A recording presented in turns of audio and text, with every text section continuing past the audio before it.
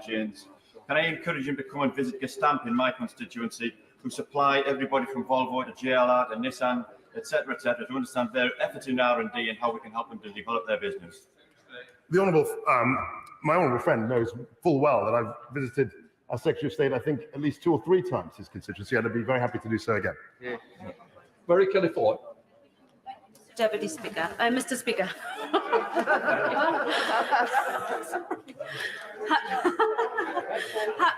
Households up and down the country are facing a cost of living crisis, with energy prices set to rise in April. While many are facing the choice between heating and eating, oil and gas producers in the North Sea are posting record profits. So can the Minister tell me why the government isn't backing the windfall tax that will help on North Sea oil and gas producers' profits, that will help measures to ease the burden on ordinary people? As the honourable lady knows, we remain absolutely committed to helping people through a difficult time, through the Warm Homes discount, which is worth £140. We've got the winter fuel payment, which is worth £200. And we're doing all we can to make sure that we mitigate and alleviate the pressure of increased prices this winter. Final question, Richard Hall. Thank you very much indeed, Mr. Speaker. My constituents in Concert and North West Durham are paying up to 10p a litre more at major supermarkets, including Tesco, for their fuel supplies than their neighbours just down the road in Bishop Auckland, just 18 miles away. Can my honourable friend meet with me to discuss what I can do in order to stand up for my North West Durham constituents who are fed up of being screwed by the big supermarkets? Well, Mr. Speaker, he has done a great job representing his constituents. I know when I visited his constituency in the aftermath of Storm Arwen, how well he's appreciated. I know the RAC did their recent report into this, and I would be very happy to meet him at the earliest possible opportunity to discuss the issue. We now come to the urgent question. I call the Deputy Leader of the Opposition, Angela Rayner. Thank you, Mr. Speaker. To ask the Prime Minister to make a statement on reports of events held in the Downing Street Garden on the 20th of May 2020. Thank you very much, Mr. Speaker. Both the Prime Minister and I came before the House in December to set out the details of the investigation being led by the Cabinet Office into the allegations of gatherings in Downing Street and the Department for Education in November and December of 2020.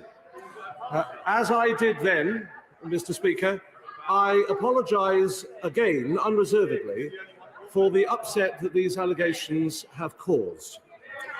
The Prime Minister has asked for an investigation to take place, and the terms of reference for the investigations that are underway have already been published.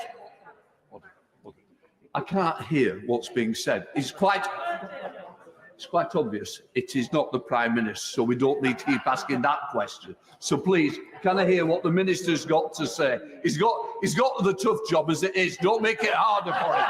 Come on, Minister.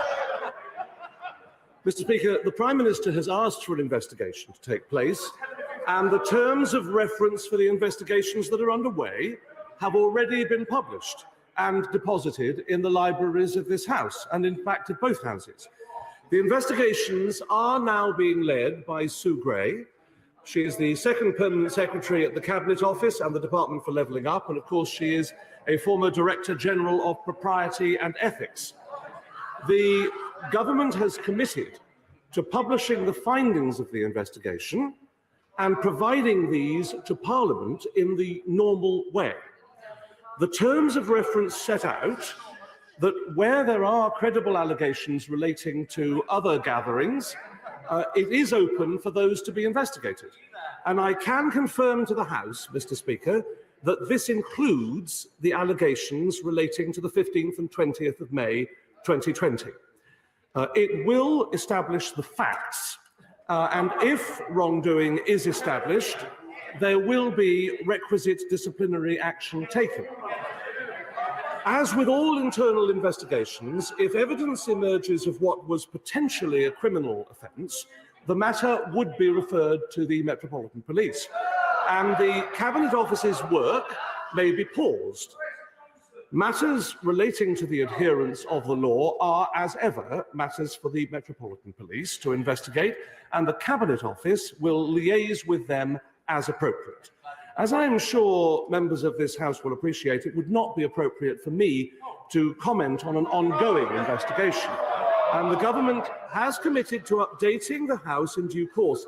Mr. Speaker, I must again point out, as I did in December, and I know the House will also understand, that there is a long-standing practice of successive administrations that any human resources matters concerning personnel relating to individuals does need to remain confidential.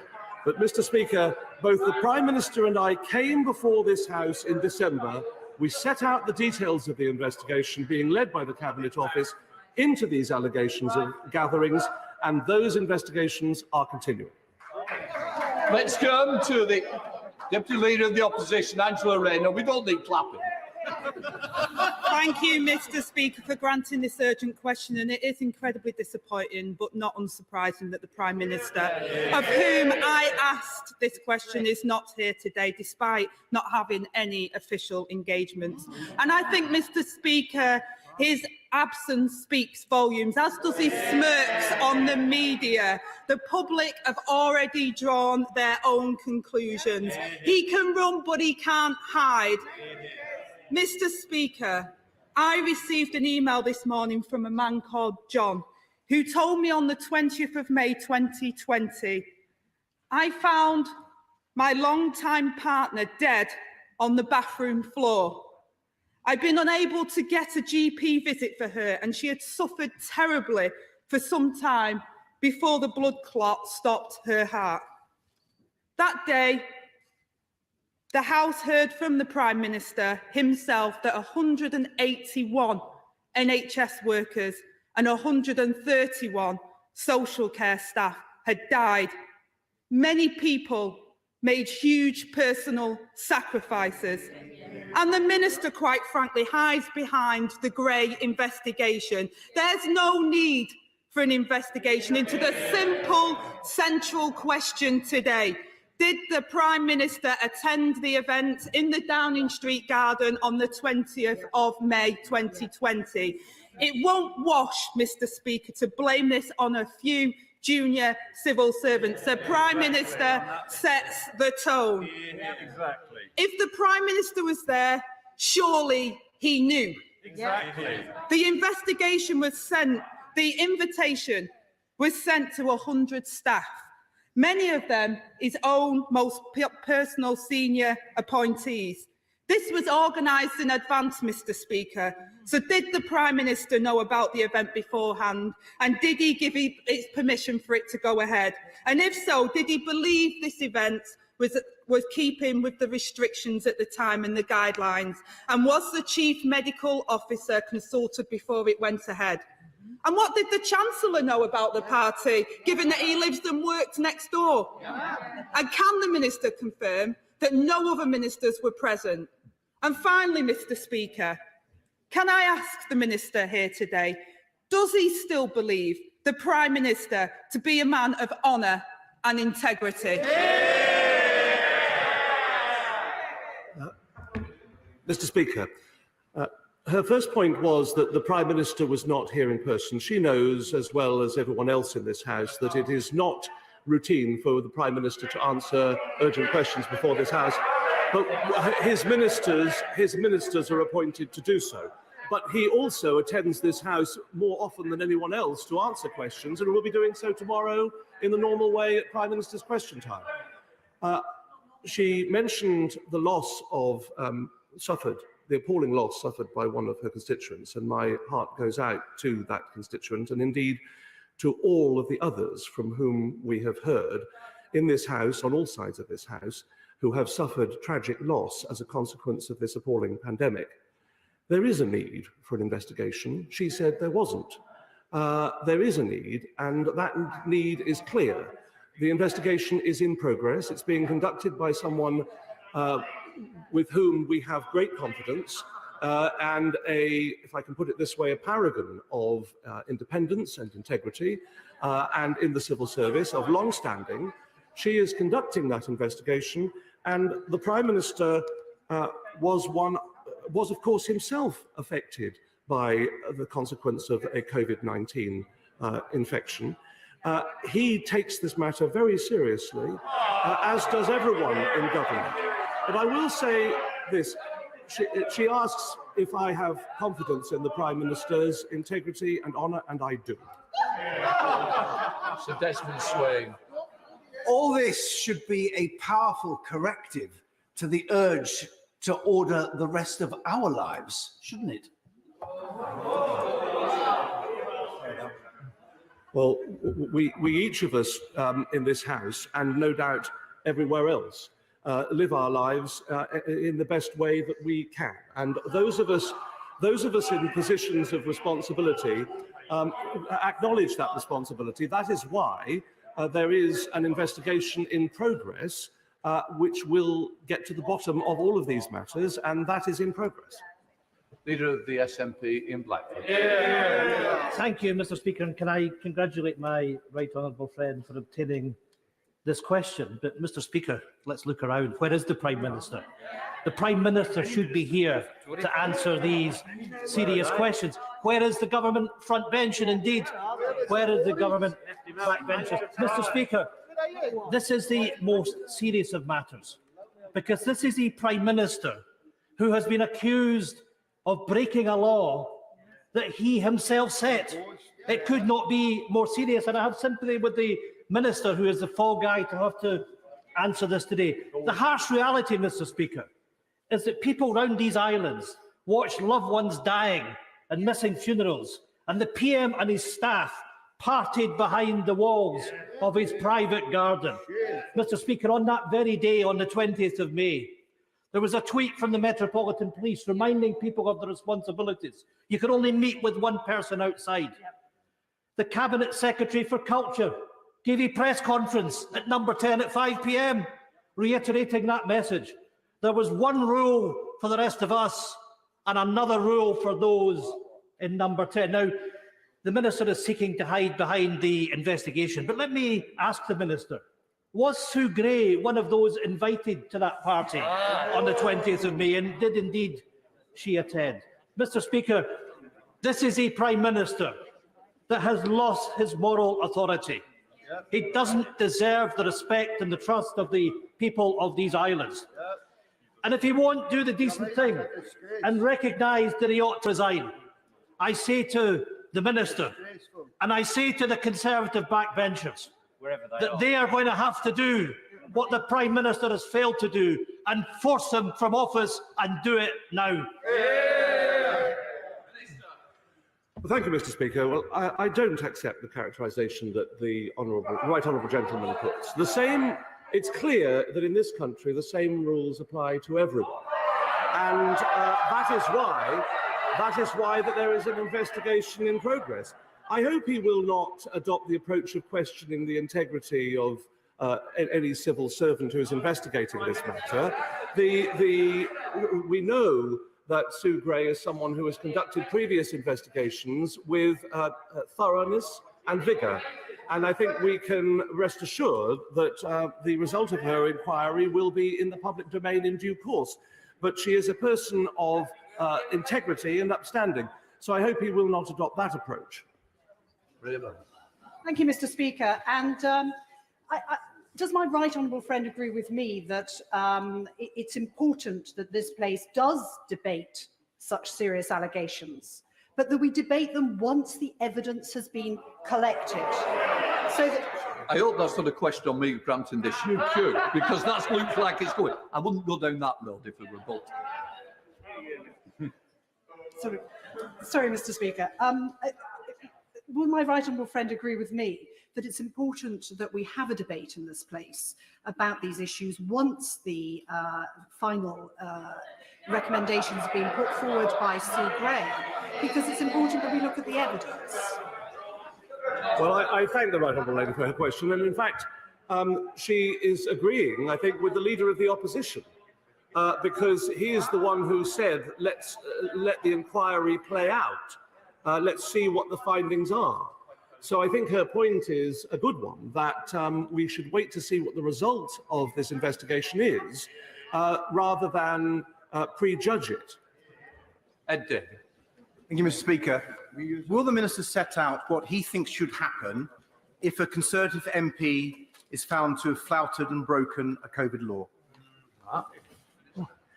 It's not for me, Mr. Speaker, to pass judgment or to pass sentence. First of all, the natural order of justice, as I'm sure he knows, is that an investigation, a fair and impartial investigation, takes place before there is a judge, jury, and executioner. What needs to happen is that investigation needs to take its natural course in an orderly way, rather than judge guilt or innocence beforehand. Peter Burns. Thank you, Mr. Speaker. I, of course, have great confidence in the Prime Minister and the way he's been governing the country. But would the Minister agree with me that we need the report urgently in the House so that we can debate it and reach conclusion?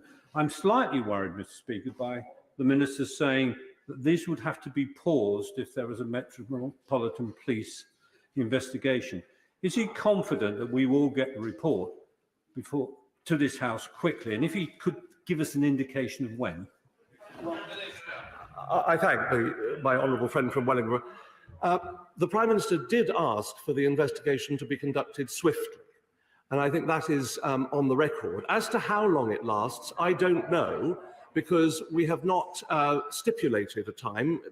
Sue Gray is conducting this investigation independently of the Executive's directions, as he would expect, as the House would expect. We hope for a result swiftly, but that will be a matter for her. Dame Angela Riedel. Thank you very much, Mr. Speaker. Perhaps it would be faster if Sue Gray were to investigate the days that there weren't parties on.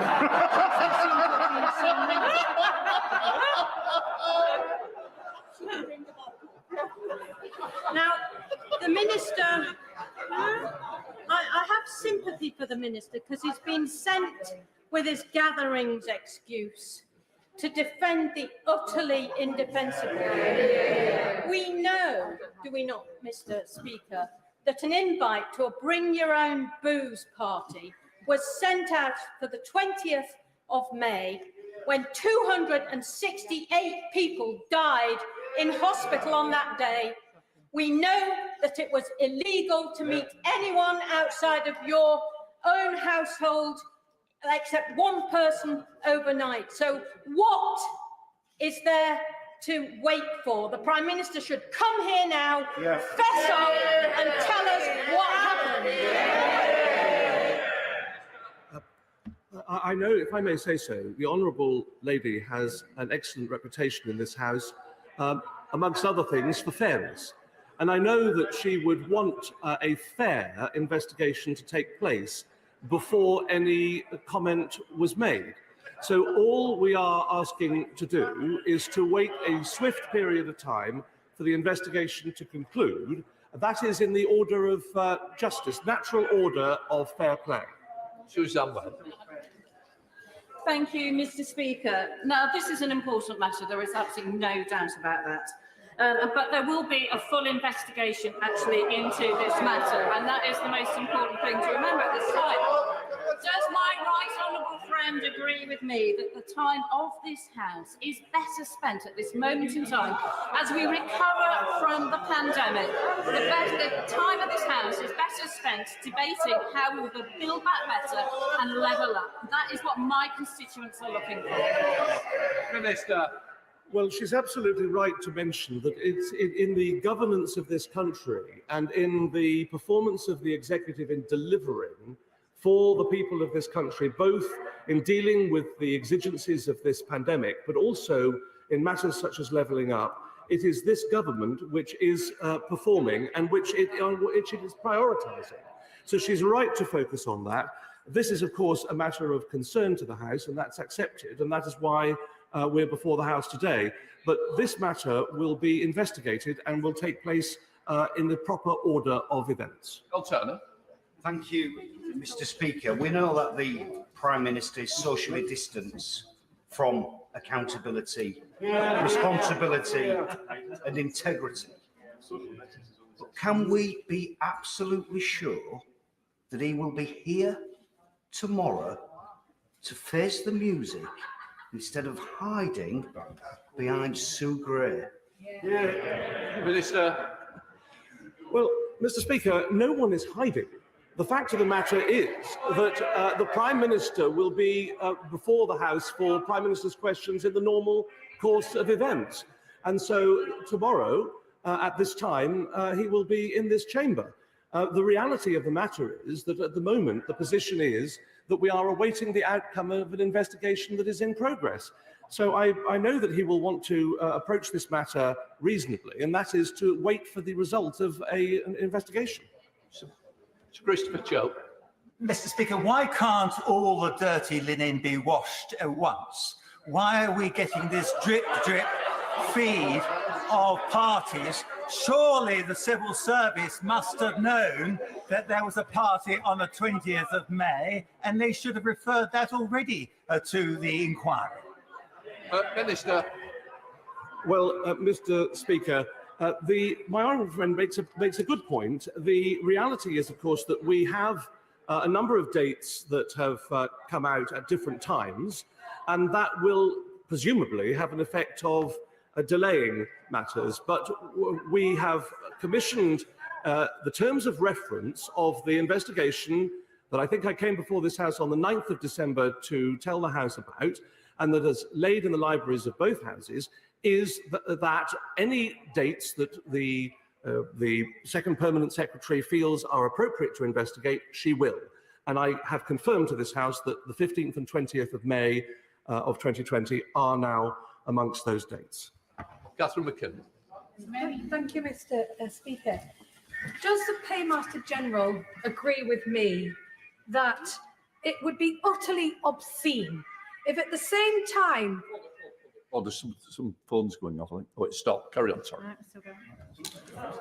That it would be utterly obscene, thank you, Mr. Speaker, that if at the same time that a support group was contacting me, a support group for recovering alcoholics, desperate to meet because they needed the mutual support to manage their addiction during the crushing isolation of lockdown, that staff at number 10 were not only being encouraged to gather, but were being told to bring their own booze while doing so. I appreciate the Prime Minister is not here to answer for his actions, but does the Paymaster General agree that that would be obscene? I'm not going to presuppose any conclusions of the inquiry. The inquiry is taking place. Even the Leader of the Opposition has said that we should let the inquiry play out. We should see what the findings are, and conclusions can be drawn then. Andrew Jones. Mr. Speaker, the work of the Second Permanent Secretary of the Cabinet Office is both important and urgent. Can my right honourable friend give any indication as to when it might be completed? I can only say that the Prime Minister has asked that the inquiry be swift, and I have no other indications other than that. Pete Wishart. Mr. Speaker, this isn't the straw that broke the camel's back. This is a 10-ton weight being placed directly on the poor, dilapidated beast's posterior. Surely, if the Prime Minister has a smidgen of self-respect, any sense of integrity, he will be listening to this and he will decide himself. And it's time to go. For goodness sake, man, go. Minister. Prime Minister, the Prime Minister focuses on the primary purpose of running this country, which is to deliver on the manifesto promises of this government. The primary purpose of this investigation will be to establish swiftly a general understanding of the nature of the gatherings that we've been hearing about, which will include attendance, which will include the setting and the purpose. I know that the honourable gentleman is inclined to presuppose what the result of the investigation will be, but the fair approach would be to wait until the results of an investigation that has been commissioned several weeks now. Member Bradshaw. If the Prime Minister broke the law, he will resign, won't he? Minister. It's an entirely hypothetical position. There is, he seeks to draw me. The Prime Minister's going nowhere. He seeks to draw me into making a supposition about the result of any inquiry. But the Prime Minister retains the confidence of the people of this country, and he did so 2 years ago with the biggest majority in decades. Paul Williams. Thank you, Mr. Speaker. A survey by the Alzheimer's Society showed that the health of 82% of people affected by dementia deteriorated during the first lockdown. Reduced social contact was a significant contributory factor. Given that, does the Minister agree that it would be unforgivable for the Prime Minister to prevaricate, to obfuscate, to seek to evade, to seek to distract from, to joke about, or even take refuge in an industrial refrigerator, or perhaps just lie about parties at number 10? Minister. We'll await the result of the investigation. Zara Sultan. Thank you, Mr. Speaker. More than 150,000 COVID deaths, the highest toll in Europe, a cost of living crisis with universal credit slashed and bills rocketing, a second job scandal, an attempt to let his corrupt mate off the hook, a dodgy flat donation, and accusations of cash for access, and now this, a Downing Street party that was against the law, which the Prime Minister claimed didn't happen, but reportedly attended. After all of this, does the Minister not feel embarrassed that the Prime Minister hasn't got the decency to resign? Minister. I would say to the Honourable Lady that she is fond of making unsubstantiated accusations that are devoid of evidence, and she should wait in the due course of events before doing so. She has particularised certain items which are part of her allegations about which she has no evidence, and she should be very cautious about doing that. Ian Labourley. Thank you, Mr. Speaker.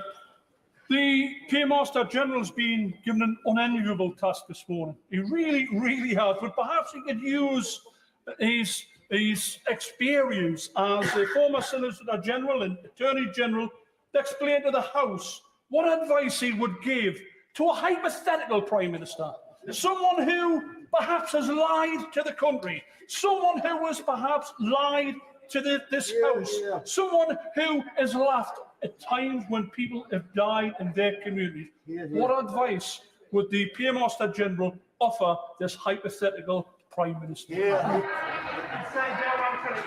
The advice as a law officer that I would always offer, and as I did as a barrister in practice, is to be fair to all sides. And that includes listening to evidence, collating evidence properly, and acting judiciously at all times. That is what we expect in this country, rather than prejudging matters and jumping to unwarranted and unfair conclusions. That applies to justice to all in this country. Thank you, Mr. Speaker. Assaults on police officers in 2021 in England and Wales saw a 20% increase to over 25,000. And I personally know of police officers who have been spat at, pushed, shoved and punched while doing their job, which includes enforcing the COVID regulations. So I think police officers up and down this country will be appalled to hear that the Prime Minister and Downing Street staff were allegedly partying while they were doing their job during the worst of the pandemic. So given that all the evidence suggests that this party did take place and that the Prime Minister was present at that party, does the Paymaster General agree that the Prime Minister should write a letter of apology to every one of those police officers assaulted whilst enforcing COVID regulations? Minister. Of course, as the Honourable Lady knows, this Prime Minister has always been a very strong supporter of the police. As Mayor of London, unlike the present incumbent of that office, he saw the reduction of crime in London. As Prime Minister, he has increased the number of police officers serving on the streets. This Prime Minister believes in law and order. He supports the police. They know that. In fact, he visited a police station in my constituency in Northampton only last week. The Prime Minister is very supportive of our police service and will continue to be. Abdul Khan. Thank you, Mr. Speaker. My mum, loved mum, died of COVID in March 2020. She died alone in hospital while I sat in the car outside trying to be as close to her as I could. Even burdened with our grief, my family obeyed the rules.